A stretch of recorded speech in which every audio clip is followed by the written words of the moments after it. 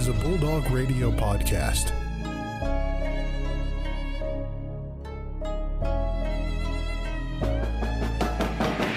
The Ferris State Bulldogs have upset the nation's #2 ranked team.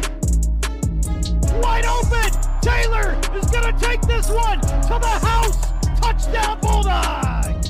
Welcome back, everybody, to the most valuable sports podcast. Brandon Worth, Joe Nagy with you here on this lovely first episode of December, Joe. We got a banger of an episode on deck.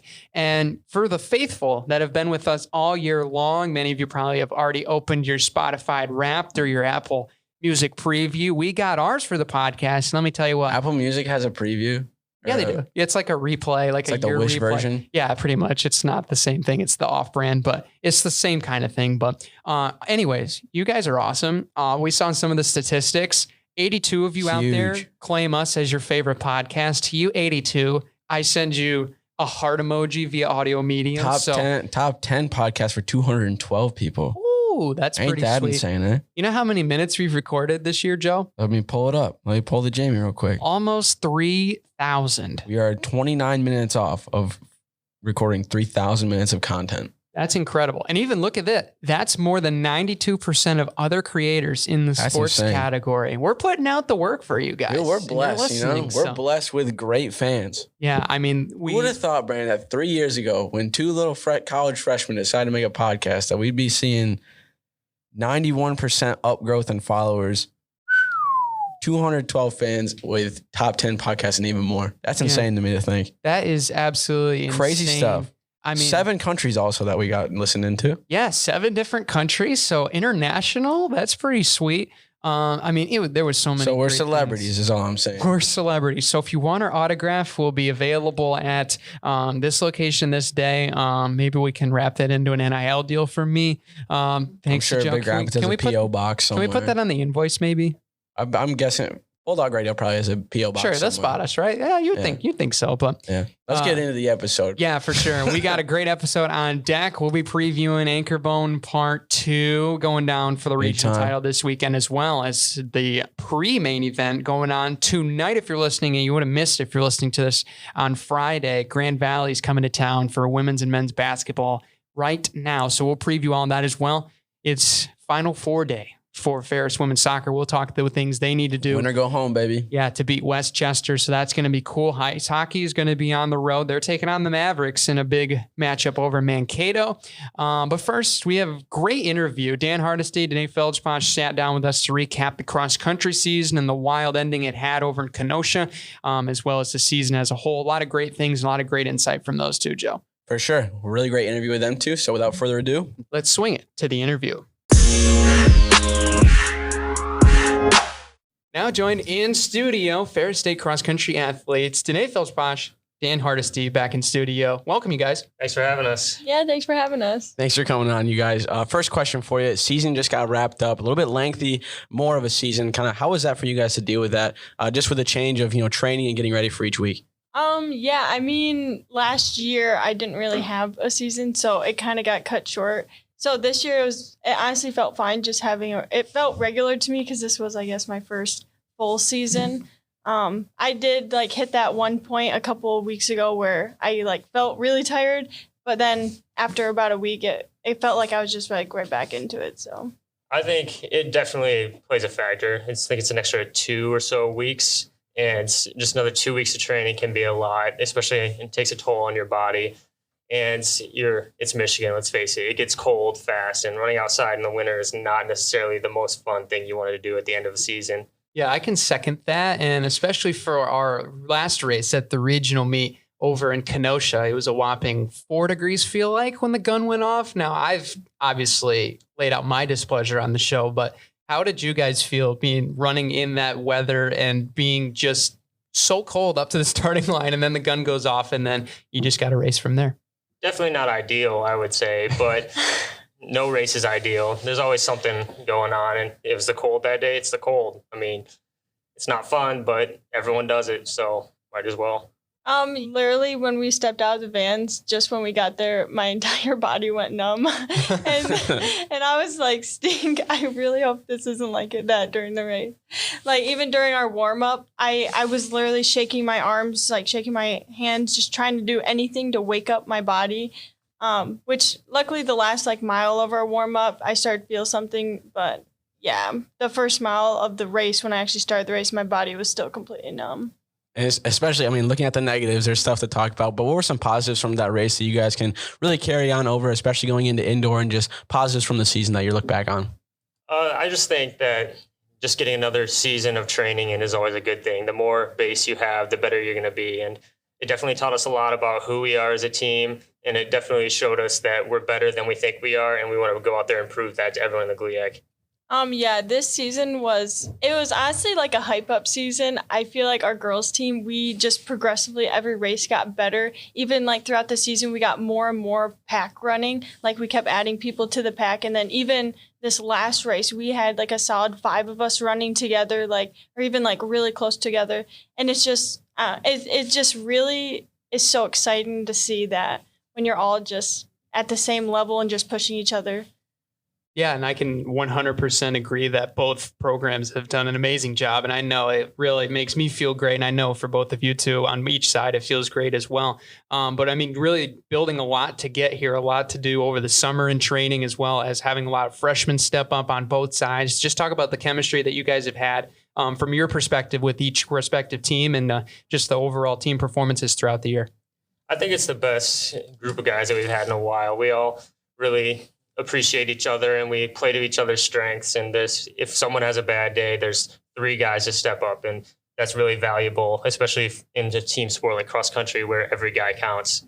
Yeah, definitely for us, we were very strong for our freshmen coming in. We had a ton, which honestly, it was just so exciting for us. I feel like we were all like hyping each other up, and we were just so excited because we were like, oh my God, we had such a good shot at just like continually getting better. And especially within the next few years, that's just exciting to see how young our team is. So. Absolutely. And especially with, I mean, cross country, indoor, and then track and field in the spring, what do you guys kind of work for longevity? Because there's not a whole lot of, rest and relaxation to get between with off seasons and stuff like that. I mean, already you got the first practice back today. What do you guys kind of do to just make sure that you stay healthy throughout the year? I think that the big thing is that you need to listen to your body. At the end of the day, that's what's making us our races. And so in order to do our best, we obviously need to have our body in peak shape. So we need to make sure that we're staying hydrated, we're stretched out, we're feeling good. And that's the most important thing before we worry about any racing. Yeah, definitely. I am very big into just listening to my body for like injuries and wise. This summer, I was not able to run at all because of injuries. So when coming into the season, I just got back into running. And so it was a very big thing for me that if I noticed like something even small that kind of was like bothering me, I would like tell coach and like take the day easier, or he'd have me do like something modified. So definitely just like listening to your body. And then like Dan said, making sure you're drinking a ton, eating a ton, and just rolling out and going to the trainers.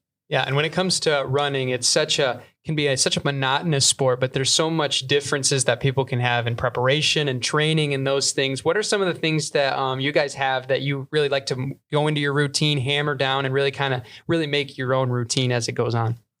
I think that at least personally, there's stretches that I do that no one else does, just because I have different things about me that's just different. Like I need to stretch my shins a lot of times before just to make sure that they're nice and loose, because when I tighten up, it gets bad. And everyone has something like that where it's just your own little quirk that you put into the regular training schedule.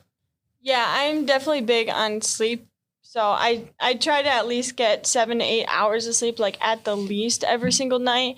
And then definitely what I eat, because last year, like I mentioned, I didn't really have a cross country season, and that was due to health issues. And so ever since then, like I've been very big on, I watch like every single thing I eat, and like every morning I eat oatmeal and a banana and peaches, like just the same thing just to make sure, because I get nervous about that. A little superstition. Yeah. Hey, it doesn't hurt. It doesn't hurt. Dan, do you have any superstitions? I wouldn't say I have any superstitions per se. I mean, there's definitely things I feel like make me do better and things that make me do worse. But there's nothing where I'm just like, I need this, and if I don't do this, everything's falling apart. Hey, that's fair. I always try to eat peanut butter toast every day. That's my superstition. But I feel like that's such a common one that's kind of lame, to be honest. But aren't you like allergic to gluten though? Like, doesn't that gluten-free bread, Joe. I mean, Okay. I'm not trying to kill myself. Yeah, you said bread, so that's the first thing I thought. Hey, of. I do appreciate your well-being to look out for me. I do appreciate No problem. it. I'm looking out for you. I'm looking out for you all the time. But I mean, especially with team chemistry, you guys talked about the cross team. We see each other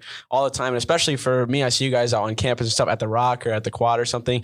Being able to kind of have those times where you're not training, but you're able to hang out with each other. How important those kind of times to be able to hang out, especially to build off the race.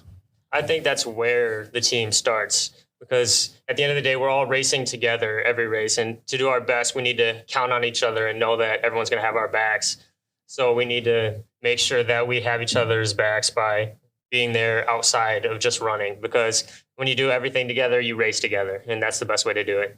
Yeah, I definitely think team chemistry is very important because it really just adds to like the camaraderie and just like the enjoyment of the sport when you're all just like in it together, like enjoying it. Like I know us girls, like we love to just like joke around and stuff. I mean, at the end of the day, we're all working hard, but it's definitely just fun to all be there and just encouraging each other. For sure. Yeah, and both squads are so deep. I mean, you just mentioned earlier the performances on both sides. Really, no true number ones, number twos. Really, throughout the entirety of the season, there was multiple races where somebody different was leading the pack for each team. Just talk about that as well with the chemistry. Because I know there's a lot of people out there that they're so competitive at the point where every team wants to have the number one spot, the number two spot, but all these great teams that have that depth can really do some great things, and both squads represent that really well. So really, what does that feel to you guys as far as being a part of a team that it intertwines, that is so good that you can have different performances each and every day from individuals, and that it benefits the team at the end of the day? I think it's big just because of the fact that not everyone's going to have the best day every day. So if you have lots of guys that are all right where they need to be to help pick up the slack, if someone has an off day, then it makes it so much easier. Especially it can help the person who's having the off day and they say, oh, everyone's right there. I just need to go with them, and then I'll be able to hold on just because I know them and I can sit there and feel good about it.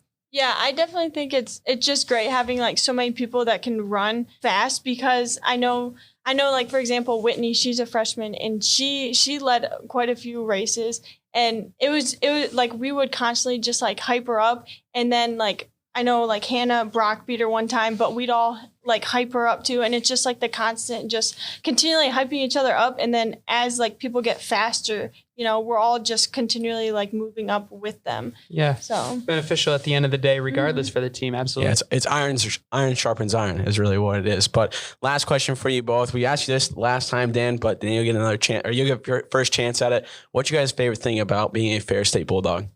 I think it's just, as corny as it sounds, the team aspect that everyone in Ferris Athletics is a team. It's not just our separate teams. We all know each other and we are all supportive of each other. We're at each other's events and we just make sure that everyone feels like they belong.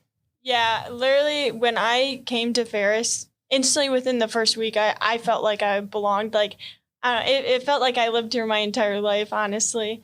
So just like how much they make you feel like you belong. For sure. That's really cool. Yeah, awesome. Thank you guys so much for stopping by, and appreciate the time from both of you. Yeah, thank you guys. Thank you.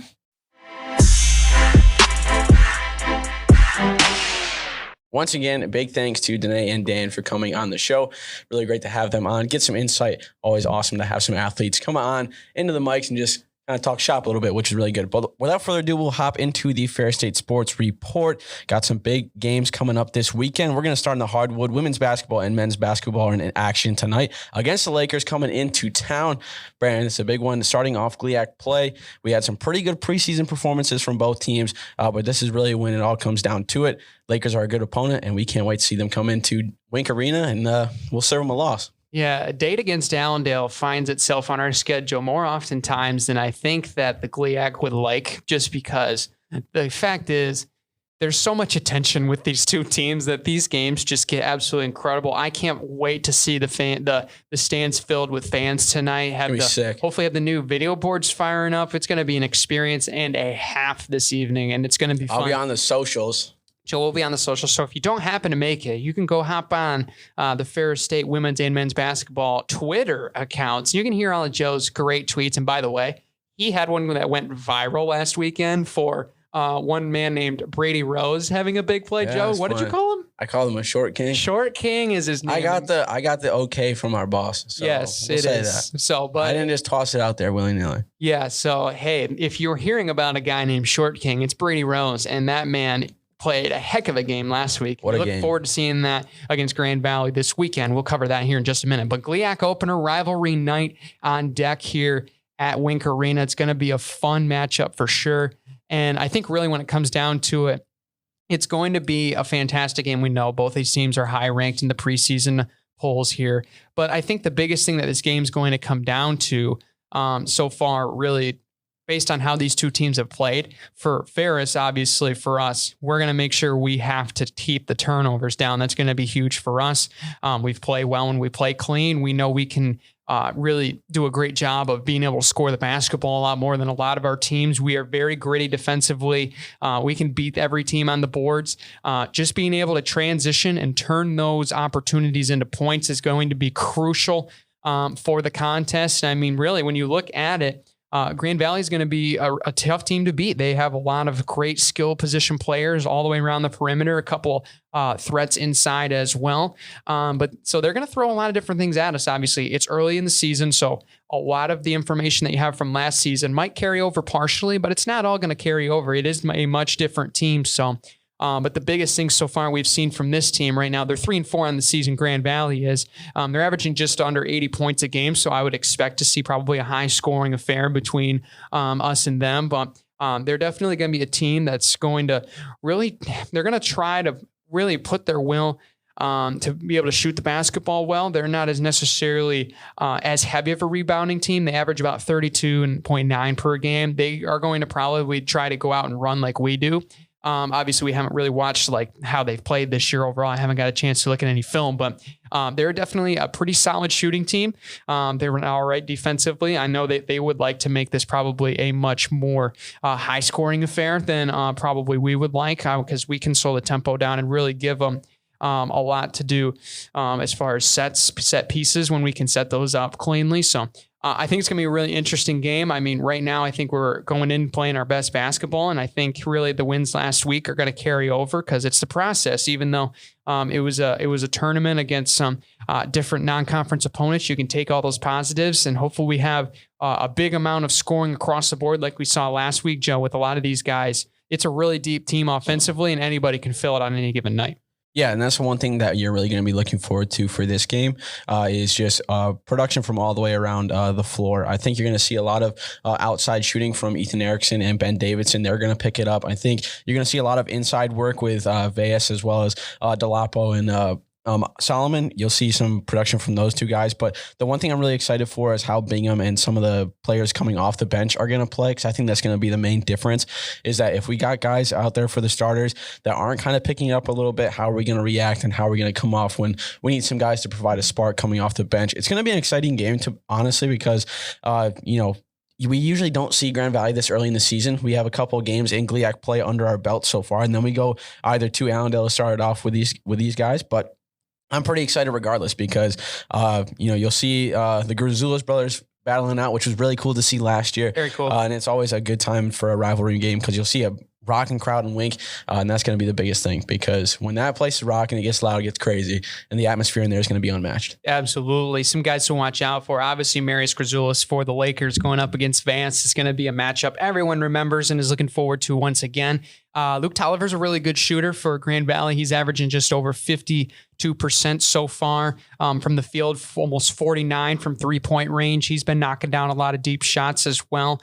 Traven Gunter is a good player for them as well. He's going to bring a lot of physical presence as well as Marius down low. But I think it's going to be really interesting for me. What I'll be probably watching is to see how our guards play, how aggressive they are on first looks from beyond the arc, just because I think there's been a lot of good games where we've been really trigger happy and it's worked. And then there's been a couple games where we've gotten a little too trigger happy and it has hurt us a little bit. But with Coach Bronkma's teams, you know that being able to get out and transition, make plays is where this team's at their best, and being able to beat them on the boards and turn that into points is going to be absolutely huge in this game. And they're going to be looking for a quick trigger, especially on the home floor. You're going to naturally knock more shots down. So I'm really looking forward to seeing this, especially hoping for big games overall from all the guys, Ethan Erickson, Ben Davidson, just to name a few, Salman Arigbu, Amari Lee from beyond the arc as well. But you can insert any name because any of these guys can knock down shots. Physical presence will be huge down low, though, as you mentioned, Joe. Especially with Vance, this is a different game for Vance, right? Going up against his brother, so he's going to want naturally have a really good game down low against him. So just being able to really turn that physicality and being able to turn it into finesse with those breakaways and counterattacks will be absolutely huge for this team, and I'm looking forward to it. It's going to be a great game. But before the men can get in action, women are going to be taking the floor first against another undefeated GLIAC team. So far, Grand Valley is also coming in this 5-0. Both teams are top of the GLIAC standings before conference play starts. This is going to be a good game. I'm really excited to see how this one plays out, mainly seeing that we've been able to see a lot of promising figures from a lot of the players on the women's team so far.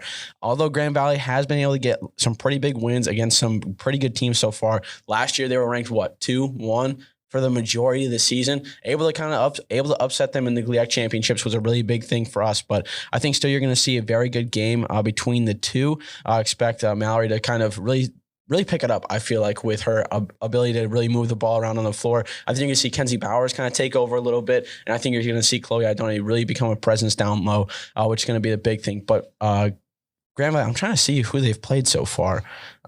They have played Northwood, Findlay, and Tiffin as kind of common opponents that we've seen in years past. So those are definitely some games that I looked at. And overall, I mean, they took care of business pretty handily in those games. We played Northwood also earlier in the year. I believe they beat the T-Wolves by 26, if I remember correctly. And then we beat them, I believe, just about the same at 28. So very comparable scores overall. But I mean, really, the biggest numbers that come into this game is 1 and 2. This is the battle of the two top pre-ranked GLIAC teams. So this is going to be a fantastic matchup, especially in guard play. Grand Valley is a team that likes to shoot the rock as well. And they also like to play a really strong game inside too. They've been a team that I've looked at as far as GLIAC comparisons overall, kind of comparing the early statistics from a lot of these teams overall in the season. One thing that was kind of notable for them, not only just obviously we go over stats as much as we can, because that's all that we are really kind of given with a lot of these teams not having a lot of film with them, but they're definitely going to be a team that I think is going to bring a lot of two-dimensional basketball. I mean, right now they have a pretty good solid statistical showing overall throughout this season. They're shooting about 39% from three. That's only trailing us in the GLIAC so far, but they can shoot the basketball really well. They've been one of the most strong rebounding teams overall this season.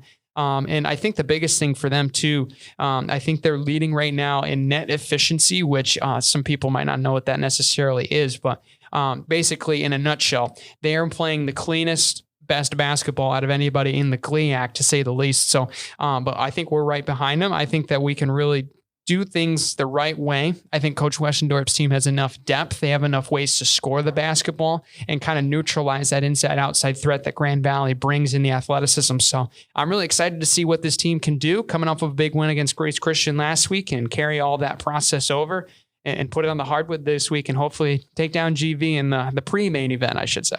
Yeah, Grand Valley women's team is a very high-scoring team that we've been able to see so far against very good opponents, which is going to be interesting. We're known to be able to put up some points on the board, but I think you might honestly see a little bit lower scoring. I think it's going to kind of be more of a hard nose. You'll see probably still both teams break 70, but comparatively to what both of these teams have been putting up so far this season, that's going to be a lot slower of offensive production from both. So it's going to be interesting. Can't wait to see how that plays out, especially for GLIAC so early on. Brandon, do you want to hear some games going on in the GLIAC so far? Yes, GLIAC scoreboard. Bring it home, Joe. Today, Davenport is going to Lake Superior State to take on the Lakers. That's going to be an interesting game, especially since Davenport for the men's side was reigning GLIAC champions. Lake Superior State, though, can play upset a little bit, and on the women's side, it's more of the same. Northern Michigan is traveling to Purdue Northwest as well, and Michigan Tech is going to be taking on Parkside on Thursday. And then Saturday, Grand Valley is going to be taking on Lake Superior State, Wayne State against Saginaw Valley, Michigan Tech against Purdue Northwest, and Northern Michigan versus Parkside. And then our game has been moved from Saturday to Sunday against Davenport. That'll be a good one, especially at home. Yeah, we moved it just for y'all, so you can go watch the GV football game and then come back Sunday and watch us play Davenport, who's a very good team as well. They've started off hot 4-2 overall this season so far. They're a team that can kind of be really I would say like the dark horse team that could sneak up, especially we saw that in the men's side last year, swept the whole GLIAC tournament as the 8th seed. And the women's team definitely has a lot of great talent there as well. So I think that can definitely bring a really interesting matchup on Sunday. Might be a much different game than we might see on Thursday night, just because Davenport plays a little bit different than Grand Valley does. They like to establish physical presence and move the ball a lot faster.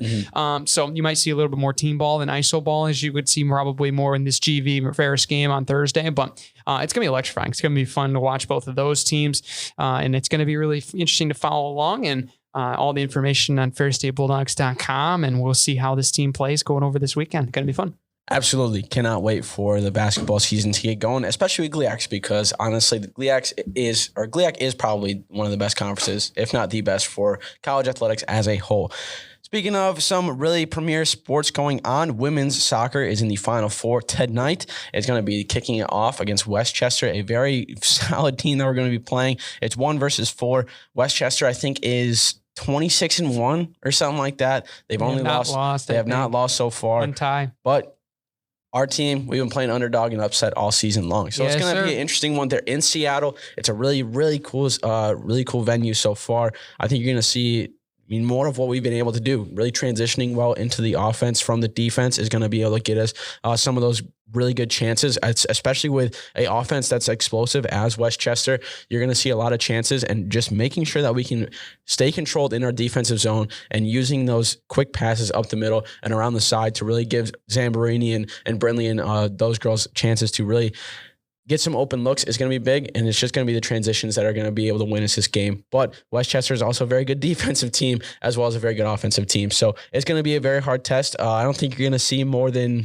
maybe 2 goals the whole thing. Yeah. You might see a 1-0 finish or a 2-0 finish. You're not going to see anything more than that. You might honestly see it go scoreless through 90 minutes and then go to PKs at the end. So it's going to be interesting, but I think we're a gritty team. We got the Bulldog mentality, the blue collar, just work till it's finished. It's a privilege to play in the cold weather, like Coach Henson said a few weeks ago. So it's going to be an interesting game, but I think we're going to be able to pull it out for how we've been able to play so far this season. Yeah, and I think the biggest thing overall, the snow in Washington certainly makes this very interesting, because obviously Ferris State has had great success in the snow. We'll let it have it. Come on, bring it on. This is a team that's very resilient with the elements and has really played well throughout the entirety of it. Really having kind of a sloppier kind of game played over in Ohio at Cedarville the first 2 rounds. And then obviously Bemidji, it was pretty freezing, as Coach Henson mentioned on the show, which you can check that out in the feed below if you haven't already. Great chat with him about the team's run this year. But yeah, Westchester, they're the top team in this entire tournament. So they've played phenomenal. They're 22-0-1 on the season. And really, the only game that they really had a blemish was an unfortunate loss, or tie, I should say, they had late in October against East Stroudsburg, which they ended up going and beating in the opening conference tournament the very next game, November 1st. So they got the revenge really quickly.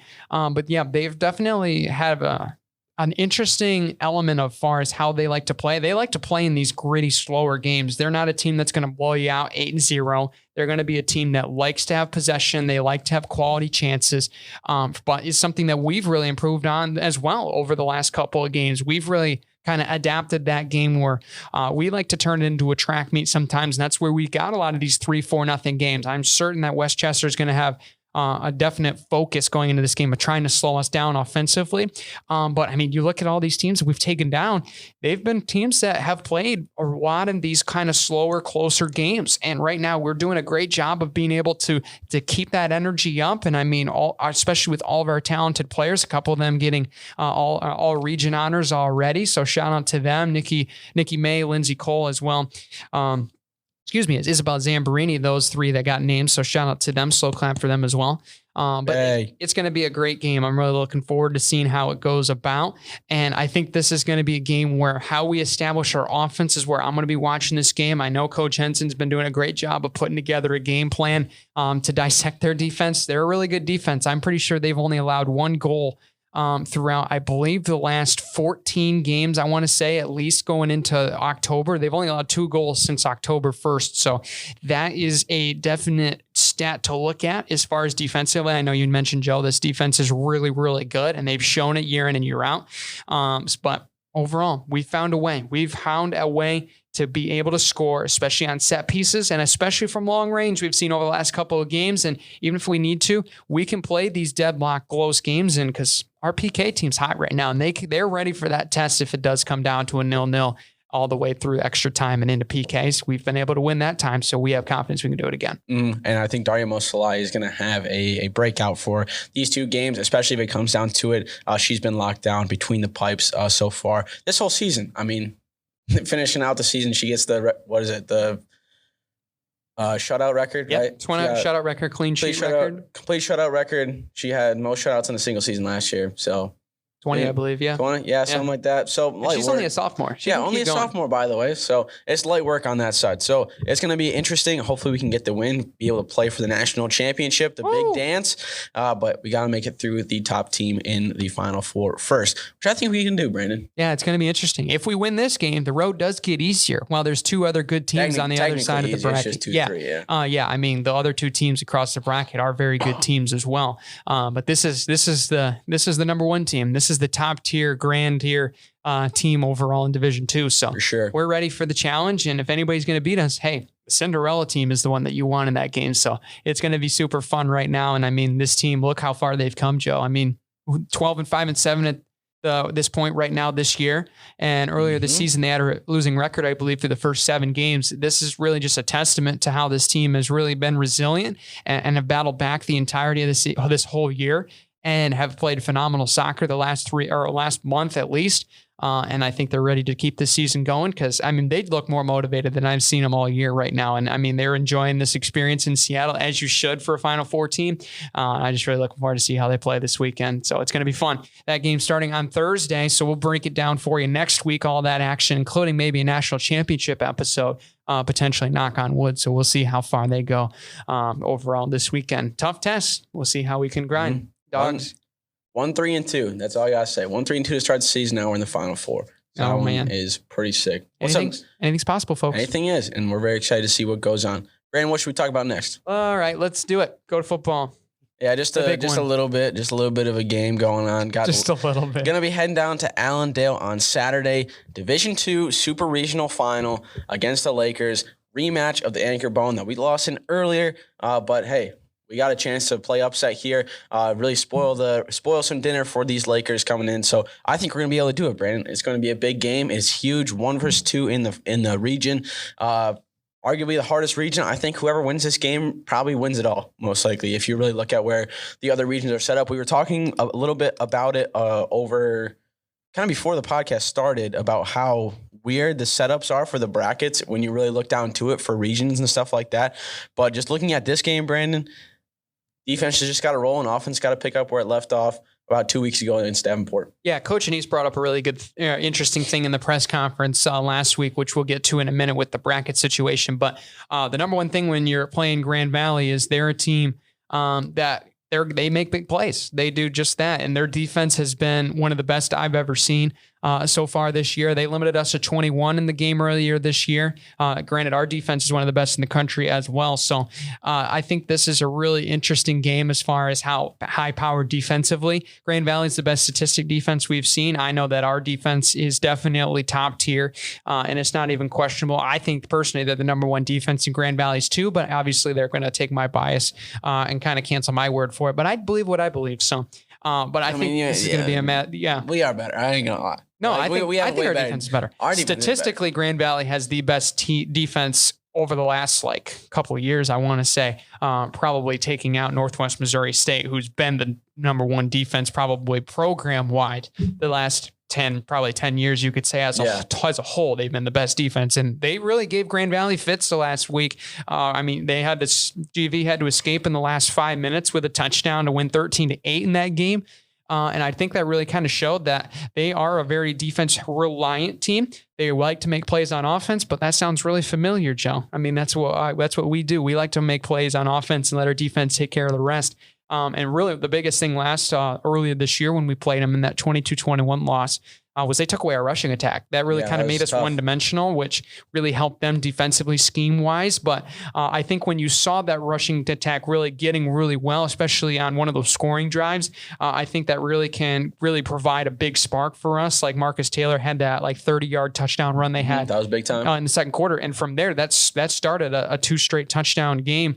Going into the fourth quarter, when we had that 21-10 lead, we were in the driver's seat. We just fell a little short in the fourth quarter, and that was really the only difference in that game. But we know we can beat this team. We've done it in years past. We've had those games where we have provided a spark in those big games, in those big moments. And last week we were able to do that despite how bad we played. Everybody was talking about it after the game. And I know the coaches and the players acknowledged it, that wasn't our best game of football. That's a fact. And they had 5 turnovers, and that was something that was really hard to overcome, but they were able to overcome it. That's the biggest issue, is when you have these teams that play really bad in these games.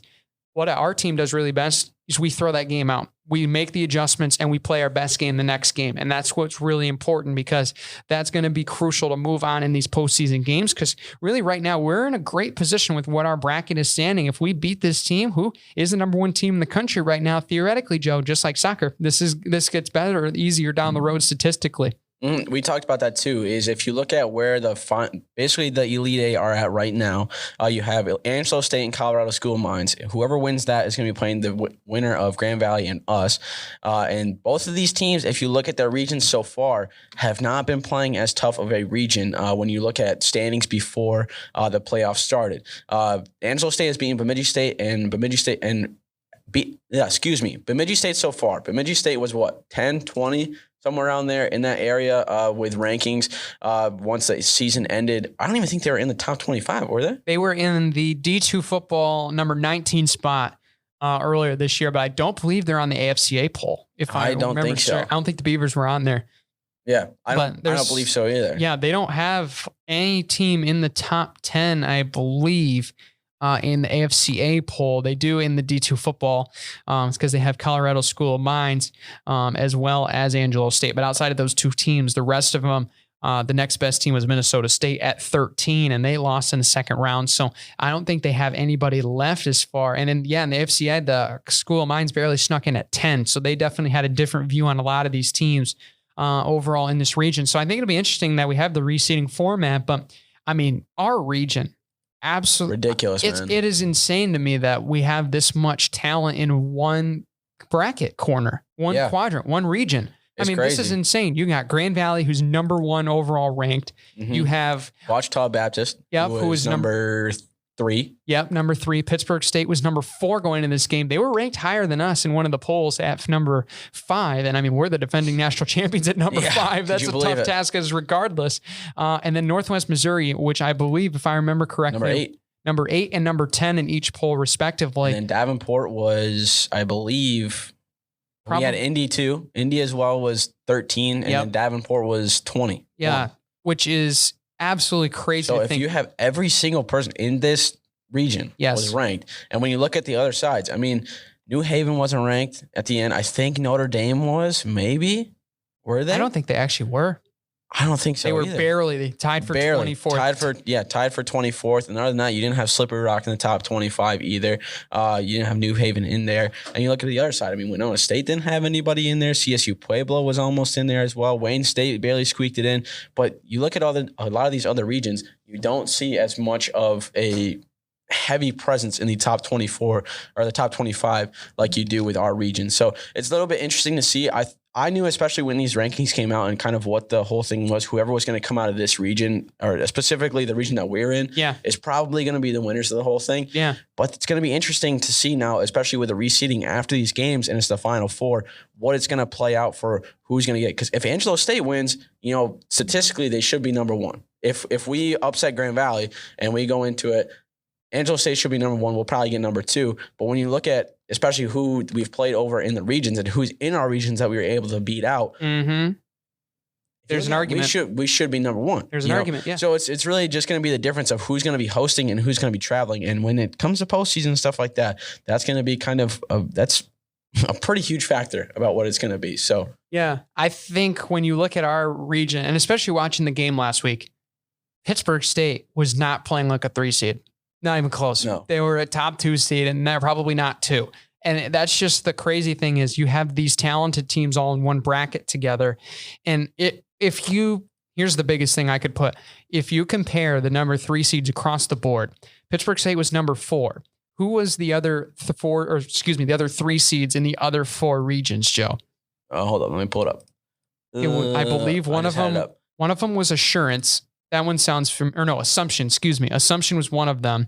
And they were 21st in the one that I'm looking at, the D2 football rankings. And then the other 2, one of them is West Florida, which West Florida might be one of the higher ones overall on this list. I think they're about number 6. And then Minnesota State was the other one at 13. But when you look at the region that West Florida's in, they also have a couple of teams that aren't even ranked overall. And they have the Cinderella Wingate that's still in, and they were ranked, I believe, 24th or 25th going in. So they were pretty much the underdog of that whole region. And there was still 2 other unranked teams going into that region. So that just kind of explains to you, we haven't even got into statistics and previous history with a lot of these teams, which that's what they took into effect, putting us theoretically at number 2 over Pittsburgh State, because we had been there. We were the national champions when they seeded us. So that's the reality, because in the national rankings, it theoretically should have been Pitt State as the number 2 seed, and us as the 3. So we would have played UIndy instead of Davenport, which would have made it very interesting. But the more interesting part about that is when you look at West Florida's spot right there, you have Benedict was their number 1, and West Florida was their number 3, right? And you had Delta State. Those 3 are within the 6, 7, and 9 spot. You look at we already mentioned it. You look at our region. 5 of the top 8 teams were in our region. We had us, Grand Valley, Ouachita Baptist, Pittsburgh State, Northwest Missouri State. Insane. It's crazy to see just the kind of disparity of wealth of what it is. Yeah, and if I remember correctly here, different divisions. So we have really kind of the Southeast as one region, which is the West Floridas, the Delta States, the Wingates, the Delta, or the Virginia stuff. Union, Benedict, all of those. And then you kind of have the Northeast kind of just piled right there when you got all the Pennsylvanias. And I mean, Notre Dame, Ohio is kind of a little bit surprising, but you kind of have like the Midwest type area. Yeah, but it's with ours. But the weirdest thing is then you look at the other region, and it's more kind of like the Rocky Mountain South kind of thing. Because when you got School of Mines is in that one, you got Angelo State, so it's Texas school. You got Minnesota State, but then you got Minnesota State in there. That's the weird thing to me. And Bemidji. Yeah, why are the Minnesota schools teams in that one, and you got Nebraska and us? I feel like you should switch. Nebraska, Pitt State, Kansas, and Missouri. Yeah, you should switch Pitt State and Northwest with Bemidji and Minnesota. That's what you should do. That would probably make that would make way more sense. Yeah, that's where I'm confused. I'm not slandering. Arkansas?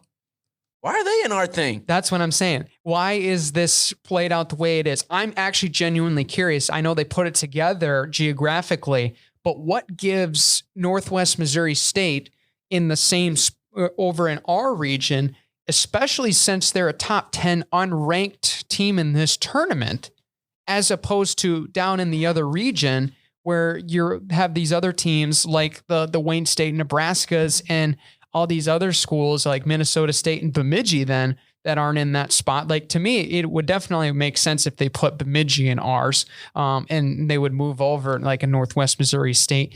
UIndy makes sense, but like it would make it. Pittsburgh State and Ouachita Baptist is even kind of a little bit of an outlier because I mean that school isn't necessarily a total Midwest school because it's Arkansas. Like that's more towards Angelo State in Texas. So I don't exactly know how that this was put together. But all we're saying is when they put it together, our region was much more loaded than the other three. I think if you were to switch it around, you would make it just better teams because you would kick out some teams that are worse. Right. If you were to situate a little bit better. Yeah. Which is why I'm hoping, and hopefully not, like if we were able to get the win against Grand Valley, going all the way would be absolutely huge, because that would just show the dominance overall of this region. Because theoretically, when you look back at our run last year, the toughest games we played were in the regional rounds. Yeah. Northwest Missouri State, Grand Valley were much closer games than Shepherd and Valdosta and McKinney. They weren't even close. It was a absolute slaughterfest in those two games. And that just showed you our region is more tough than a lot of these other region teams that are coming into these Final Four in these national finals. So there's got to be something that can happen that can create a realignment. I don't know what that is, but until it happens, I'm afraid that you're going to have to see this Midwest domination for a little while just because. When you got 7 teams that are in this one bracket that are in the top 25 and the only other closest one has 5, maybe 6. All of these teams were in the top 25. Right. And it was almost like top 21 at the very least. And 4 of them were in the top 5. 5 of them were in the top 8. Yeah, which I know you can't control that. I'm not trying to say you can control how it ranks. But you just got to look at like.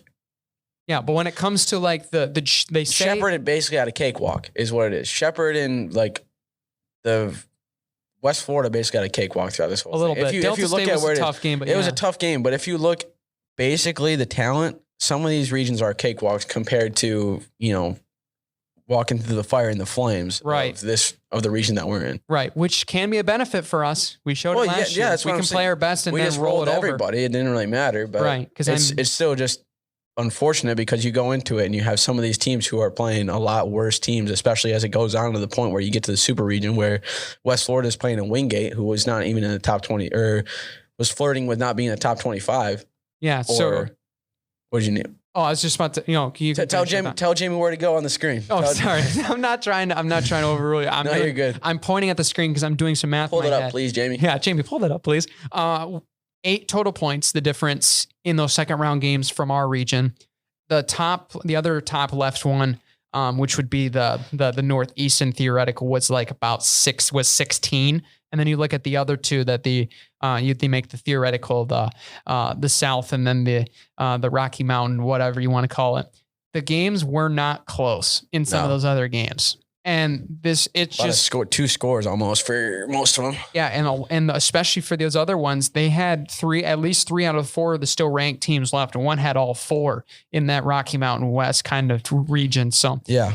Oh no, I just got to really make a lot of sense to me. Yeah, you could, and I think what TA said in the postgame press conference makes perfect sense. That you just got to take you just can't like MIAA's got to go. Yeah, it's just got to be you that way. You got to switch it up something. Yeah, I would say move the PSAC with us and then put the MIAA where that would make sense down low because that would make more sense regionally. Because now, if you look at it and if you look at if Ouachita Baptist won against Northwest, or if like we had to play Northwest Missouri State, even last year when Northwest Missouri State had to come to town. You're looking at 4 states across that you have to travel for a playoff game, like especially in a tournament that's based on regionals. That doesn't really make any sense because that's still a long bus ride or a long flight that you have to make. That just doesn't make a whole lot of sense when you're thinking about, especially regional playoffs. You want to try to make it so you're not traveling as far, Yeah, absolutely. And with the PSAC, for some of those that don't know those teams, that would be pretty much switching Shepherd and IUPI over into ours, which then that would give them their side. That would give them it wouldn't actually technically give them. It would be a little bit of a different structure change for basically the whole thing. Yeah, I wouldn't recommend a full switch, but yeah, I think there needs to be a little bit of a realignment, I would say.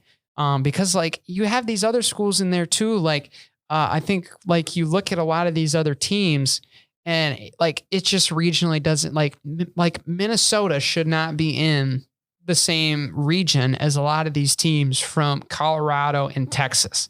Like that's taking up literally half of the United States straight down a map. Like that doesn't make sense to me. And then you got all these other ones in little tiny circles filling up the rest of the half of the quadrant of the United States map. It just doesn't. I feel like if you just gave us an hour, we'd make it a lot easier. Like if you want to become the committee, Joe? We just got to write a letter or something. You just give us an hour and a half, 2 hours, and we'd write one up that makes it a lot easier. Yeah. So all you would have to do is just make a map, put whatever school's logo where they are on the map, and then you just base it off in quadrants. That's all you got to do. Yeah, which I know they're trying to make it even, but there's some ways that you could make this even overall. Yeah. So all I'm saying is I could do this job of whoever's committee is a lot better than what they're doing. I can tell you that much right now. Yeah, there might just need to be a realignment, and that would make a more evenly balanced tournament overall. But I would probably do it for a lot cheaper than what these people are getting paid for to be on this committee. Yeah. I've had some ideas for redrafting the NFL, which, speaking of which, we should probably get to our picks here before we probably should. Yeah. That would be a cool episode if we did like a restructure of where the NFL is. Yeah. Leave a comment down below if you want to see a full restructured map of divisions for all these different things. We'll definitely make it happen. But speaking of NFL, we got our picks to make. We're going to make our final adjustments to our picks, and we'll be right back to bring them to you right here on the MBSP. Are you a Ferris State student interested in getting into audio production, music, podcasting, or even DJing? Bulldog Radio could be the place for you, with plenty of opportunities and hands-on experience within not only these realms, but the marketing and social media opportunities outside. Join us to have your voice heard. No other place than Bulldog Radio. Now finishing out the rest of the show, got the NFL picks portion. Our old list kind of got lost in the wreckage when we were transferring stuff over from the 0-0. The old office to the new office. So I guess we'll just say, keeping it going, I won last week. No. We didn't pick last week. I mean, hey. We didn't pick last week. If we did, we know who would have won. And that's me. So I'm up 6-1 so far. I actually kept track of my picks last week. Okay, well. I was 10-6. 10, that ain't bad. I know. I had my good week now. I think I was 11-5. Or 10-4 maybe. Regardless, I'm pretty sure that I'm pretty sure I got correct. We'll just say it's tied 3-3 right now. Sure. With what we've done for picks, hopping into week 12, week 13 now. Week 13. Gee dang, that's crazy. Tonight, Thursday, December 1st, 8:15 p.m. Bills at the Patriots at Gillette Stadium. Gonna be a good game. 6-5 Patriots, 8-3 Bills. It's gonna be quick.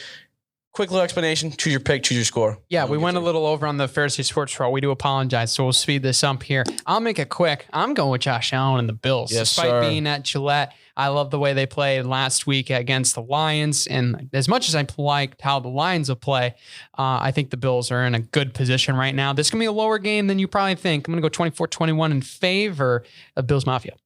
Okay, 24-21. I was going to say pretty much the same thing. I knew it was going to be a lot lower scoring. I think it's going to be more of a kind of who's going to be able to get stuff going early, and then it's probably going to slow down later on in the end, and then it'll be a big play at the end that's going to really pick it up. So I'll probably go a little bit lower even than you.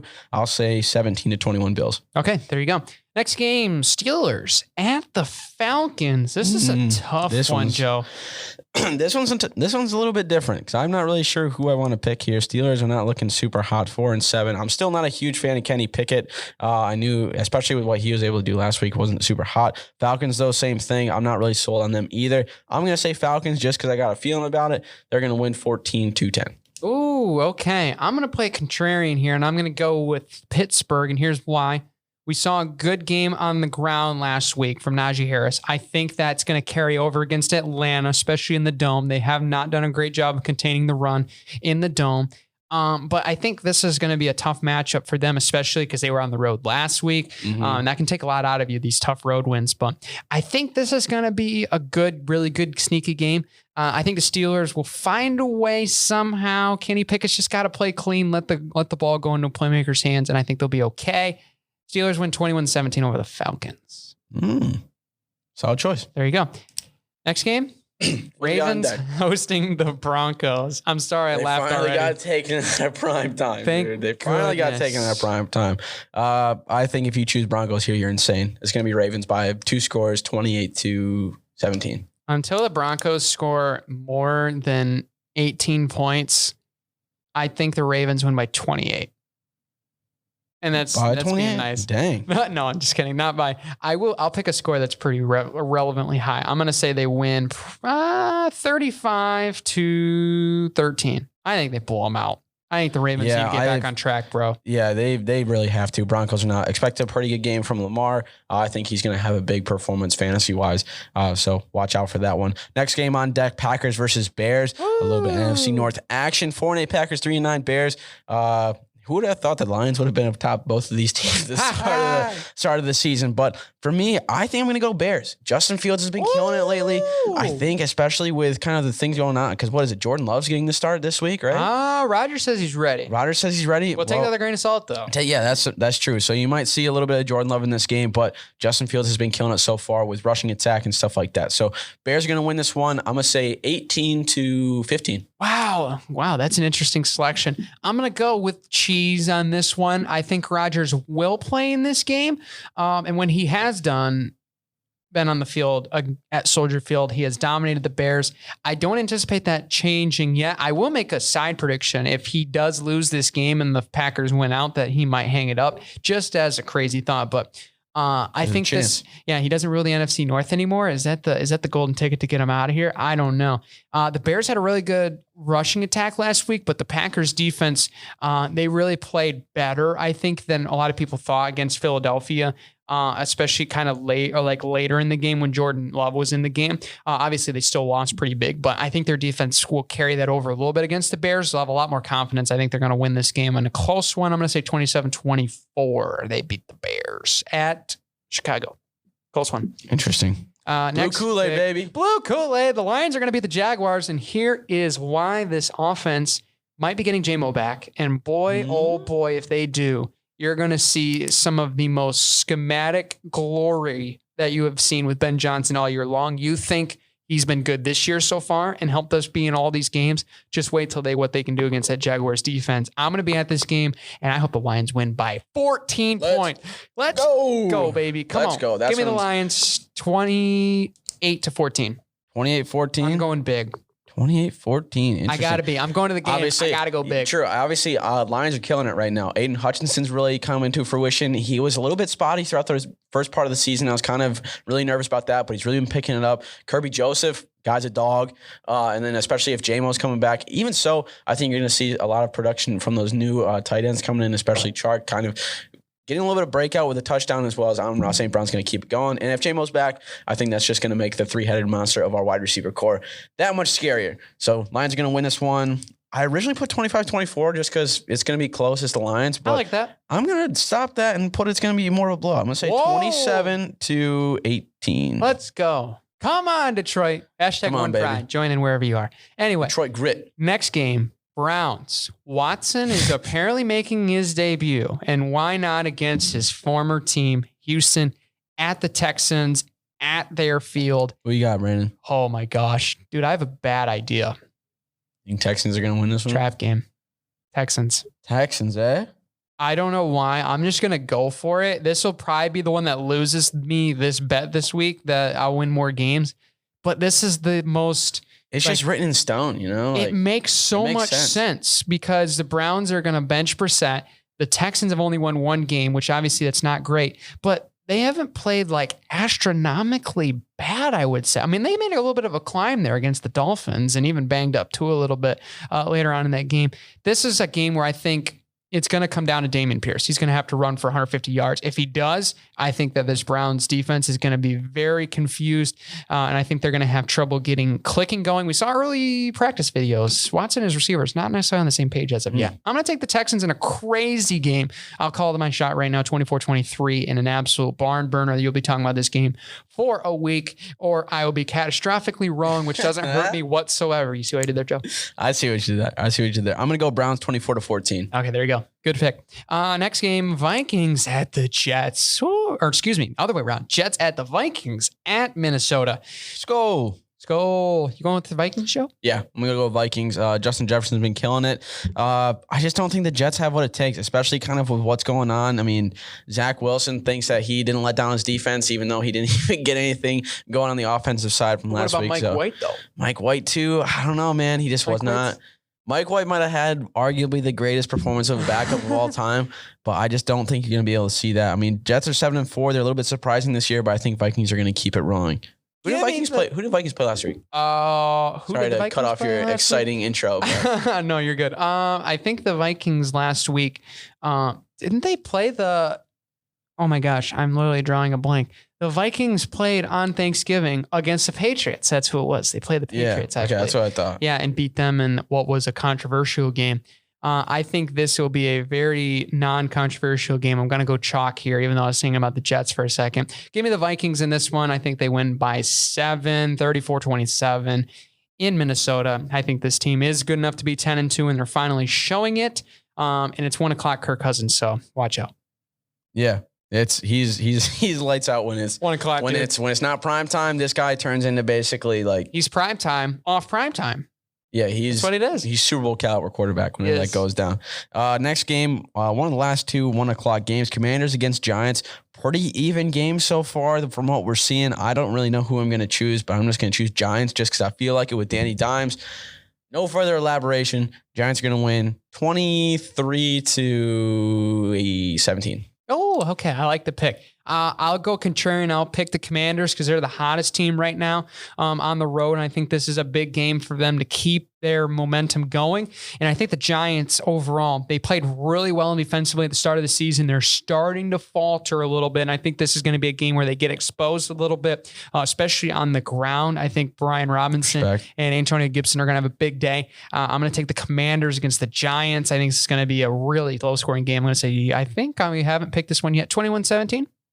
You have against Steelers-Falcons game. No, okay, fine. We'll keep it the same. You already said it. I did say it. Already written down, already said it. Can't change it now. I tried the whole year to pick different scores. Anyway. Next game, Eagles versus Titans. This one's a little... You going to go with the fly? Eagles fly? I don't know. I'm thinking about this one. This is the thing. Eagles have to lose at some point, right? That is true. They're not going to go 16-1. So this is a prime game for them to lose. That is true. And Titans do have a man named Derrick Henry that could do it. Yeah, that's why I'm going to go with the Eagles in this one. 31-26. I think maybe that's a legitimate score. I don't know. How do you get to there? Oh, no, I can see where I go with that one. But anyway, this will be a game where I think we'll see the Eagles defense have fits trying to stop Derrick Henry. Yeah, their pass defense is the same, but I just can't really get behind their run defense. The thing with me is the Titans haven't had their takeover defense that they had a couple years ago and they made a big run. And that's really kind of they've been able to do it a couple times this year, but not consistently turn teams over and score points off. And that's another important part. I'm going to roll with the Eagles in this one just because it makes sense on paper. So that's why whenever I pick those, I get them wrong. So I'm going to go with the Eagles on this one. I'm going to go Eagles as well. Fly, Eagles, fly. Just because, I don't know, Titans, I feel like aren't going to be able to handle that offense. And especially, I think you're going to see a lot more of time taken off the clock when the Titans are on the field for the offense, and the Eagles are just going to be keeping on scoring. So it's going to be pretty even scoring, I'd say. I'm going to say 28-25. Oh, okay. 25. That's a good one. Next game, Rams against the Seahawks. This one at SoFi. Is this finally a game the Rams might win? I mean, there might not be a Stafford in this game, though. I don't know, dude. Rams have just fallen off so bad, and I don't know why. I do know why, but I'm just going to go with the Seahawks here just because Geno is not writing back, and he's going to write up a 7-5 record after this game. Seahawks are going to win this one. Let's say Seahawks are going to win 17-7. Oh, wow. Low scoring. That's an interesting pick. I'll also take the Seahawks, but I'm going to take them in a higher scoring game. I'm going to take them 28-21 over the Rams. I think the Rams might get a little bit going with Cam Akers on the ground. But until Matthew Stafford comes back, the air attack is going to be very subpar. They already lost Mr. Allen Robinson already through injury for the rest of the season. So it's tough for me to get behind any of their pass catchers. So I'm going to go with the Seahawks 28-21. Next game. And you got a man named Kenneth Walker. Kenneth Walker is very good at football as well. That is true. Dolphins at San Francisco. This will be a fun game. I'm excited for this one. I know. I wish this was a Sunday night game. We'll talk about that game here in a minute. Oh, man, this one's tough. I'm going to go with the San Francisco defense. As much as I want to go with the Dolphins, I'm going to take San Francisco's defense. They've played lights out. Yes, they did lose Elijah Mitchell, but you forgot they have Christian McCaffrey on that offense. So Jimmy Garoppolo is going to be very good at the candlestick, or it should be called forever, being able to control that game. I think the defense is going to slow down. The deep passing attack for the Dolphins are going to have to grind it on the ground a little bit in the short passing game, which might get them a little success early on, but I don't think they're going to be able to do that the whole night. They're going to need the big play in the burner, and if that's taken away, I think they're going to be exploited a little bit, especially, and defensively, they need some work. Give me the Niners in a high-scoring affair, 35-38, or the Dolphins. Dang, 35-38, eh? I'm going to go Dolphins. I'm going to play contrarian here. I'm also going to say it's going to be a high-scoring game, though. I think Tua's going to have a big game. I think he's going to be able to get the throwing game. I feel like down a well amount. I think Mostert's going to have a good game, and then Waddle and tiebreaker just going to go crazy. So this one's going to be maybe drop a 40. I'd say 40-35. Oh, man. That is something. Good pick, though. I like it. Thank you. Next game, Chiefs at Bengals. Another loaded game. This one at Cincinnati. But I'm going to take the road team. I'm going to take Patrick Mahomes and the Chiefs to beat the there with you, brother. Bengals. So the reason why Bengals defensively have been up and down, and the Chiefs, whenever they've been able to control the football, have been okay. If they can get out to an early lead and be able to continue putting the pedal down, but not be too aggressive, that's where they get themselves in trouble. I think they're going to be able to win this game as much as I want to pick the Bengals. Give me the Chiefs 35-31. Sure. Nice. I said Chiefs 31-24. Okay, there you go. Chargers at the Raiders. Raiders have won a couple games in a row, Joe, and the Chargers been struggling a little bit. You going with the Chargers? This one's tough. I really don't know which one I want to do. I think it's just going to be Raiders since it's home for them. I think these two teams are so spotty that you can really just go either way with it, but I'm going to just say Raiders just because it's at home. You're going to have the Raiders faithful with you. So Vegas is going to win this one 21 to... I've been saying 21 a lot lately. I'll say 26 just for a random number. Oh. And if it hits, could you imagine? 26-18. Yeah, this man is going to Vegas this weekend, so it only makes sense. True. So why not? This one's for you, Canary. Give me the Las Vegas Raiders to beat the Chargers, neutralize the passing game through the backfield, the short passing game, and this team will be okay. Keenan Allen is back. Actually, no, I take it back. Sorry, I'm taking the Chargers in this one. I just noticed that the Raiders need some help defensively, especially through the middle, as I was talking about that. So I'm going to be the man and correct myself here, and I'm going to go with the Chargers in this one. Respect. I'm going to go with the Chargers to win this one 28-23 over the Raiders and get to 7-5. And this might be a game where Brandon Staley just holds on to his job. Yeah, probably. Yeah. You ain't wrong with that one. Last of the Sunday games, Cowboys are going to be hosting the Colts. Colts are coming off a weird, I think it's their first loss under Jeff Saturday, right? Yeah. So against a good Eagles team. It's a good Eagles team, but Cowboys have kind of been rolling a little bit. We'll see what that goes for them. I'm going to say Cowboys are going to win this one. Colts, I feel like, are just going to show that Jeff Saturday shouldn't be a NFL head coach because drinking buddies, I feel like, shouldn't be a head coach. Ouch. That one's tough. Yeah. I'm also going to go with the Cowboys, even though the Colts have played decent football the last couple of weeks. I mean, we obviously mentioned the Eagles game just now. But I mean, you really look back to even last week when they played a really tough game against the Steelers. They looked okay at times, but there's just no X factor. Jonathan Taylor's trying to be that guy, but when he gets neutralized, it's really up in the air. I'm going to also go with the Cowboys in this one. I think this one's going to probably end a little bit too far away. I think it's going to be a 42-24 game. Cowboys roll at home on Sunday Night Football. This might be Lions-esque of whatever it was, 2018. This might be a blowout. Yeah, I said 38-21 Cowboys. Okay. So last game of the week, Monday, December 5th, Saints are taking on the Buccaneers. Don't really know why this is a Monday night game, seeing as there's a lot more happening at 4:05 on Sunday. That'll be a lot more interesting to watch. But regardless, Saints versus Buccaneers, who are you going to choose, Brandon? Give me Tampa. Tampa? No explanation. Understandable. I ain't gonna lie. I'm using too much analytics, I think, at this point. I should flip a coin. Buccaneers, I'm going to pick to win this game 30-27. 30-27. All right. I think it'll be offensive scheming. I'm going to choose the Saints because our boy Brody Kaiser, a big Saints fan. Shout out to Brody Kaiser. That's the only reason why. Don't know why, but I think Brody's just going to bring him some good luck this week. Saints are going to win this one 27-25. Good pick. Those are our picks. Don't bet them unless they're right. Of course, wise man Deion Sanders once said that. But thank you guys for listening in. Make sure you tune in next week. More guests, more greatness coming this upcoming week. We thank you all for getting us in the new digs, and we'll be sure to bring out the better and best content for you the rest of the way. Maybe even video streams. I don't know. We've been talking about that a little bit. So maybe for the last semester, we might treat you guys with some video streams. That would be pretty sweet. So we'll still figure out some things. And if you want to let us know, make sure that you answer these questions by following us at the MVSP on Instagram and Twitter, as well as following us on all of our platforms. You can find us in the link tree, link in our bio of our social media handles, so you can not miss a thing. But until next time, take care, everybody.